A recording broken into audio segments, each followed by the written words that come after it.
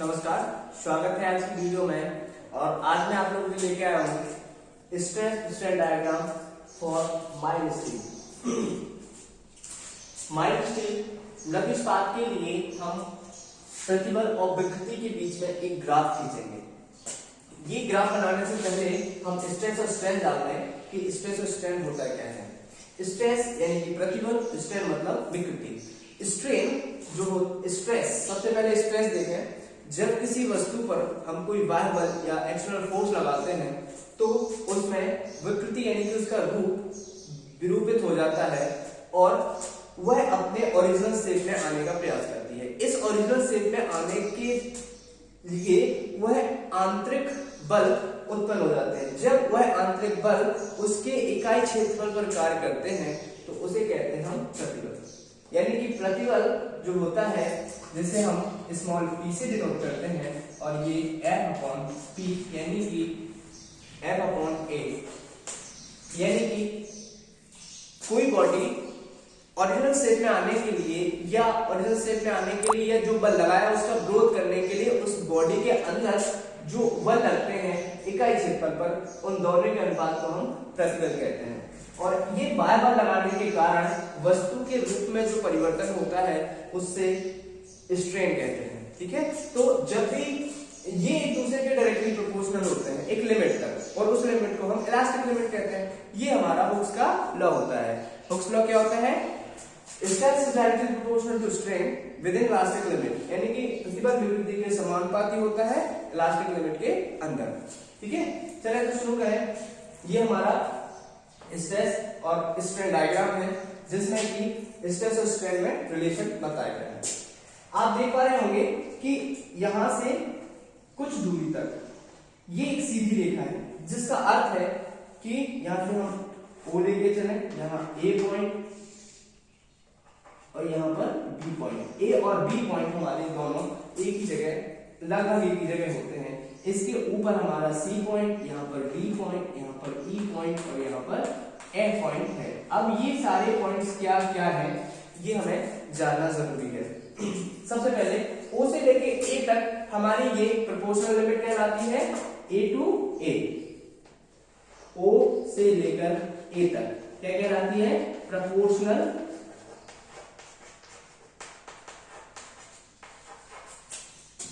Limit, यानी कि इसे कहते हैं समानुपातिक सीमा। समानुपातिक सीमा है क्योंकि अगर हम स्ट्रेस बढ़ाएंगे तो स्ट्रेन बढ़ेगा।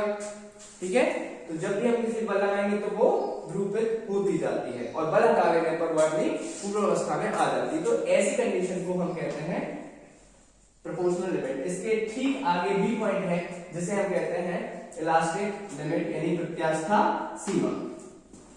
C पॉइंट, अगर हम उस वस्तु पर और बल लगाते जाएं तो हमें एक ऐसा पॉइंट मिलेगा जहां पर उसमें विरूपण तो होगा, यानी कि उसमें स्ट्रेन तो होगा, लेकिन प्रतिबलों के मान बढ़ने की बजाय घटने लगते हैं, यानी कि मटेरियल का फ्लो होना, ऑटोमेटिकली फ्लो होना शुरू हो जाता है।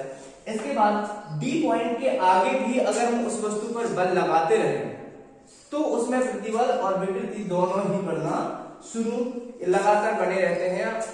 लगातार इसमें प्रतिबल भी बढ़ते रहते हैं और इसमें विरूपण भी होता रहता है। लेकिन एक ऐसी लिमिट आती है जहां पर उस वस्तु में प्रतिबलों को सहन करने की एक चरम स्थिति बन जाती है और इस चरम स्थिति E पॉइंट पर जो प्रतिबल सहन किए जाते हैं उसे हम कहते हैं उस वस्तु का चरम सामर्थ्य।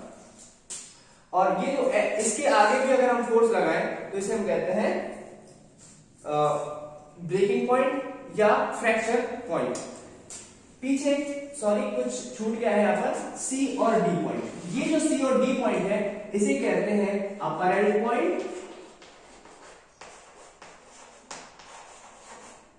और ये कहलाता है हमारा लोअर एंड पॉइंट।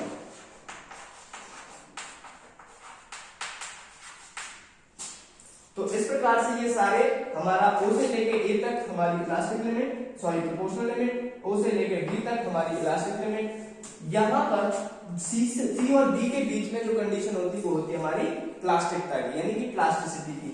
और C हमारा अपर एंड पॉइंट, जहां से हमारी वस्तु का जो पदार्थ का फ्लो होना है वो प्रारंभ होता है, इसलिए इसे अपर एंड पॉइंट कहते हैं।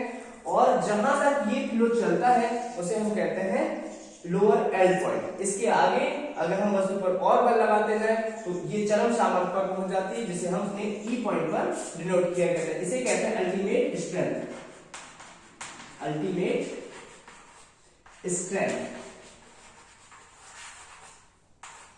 अल्टीमेट स्ट्रेंथ यानी कि चरम सामर्थ्य। इस पॉइंट पर सबसे ज्यादा इसकी सामर्थ्य पाई जाती है।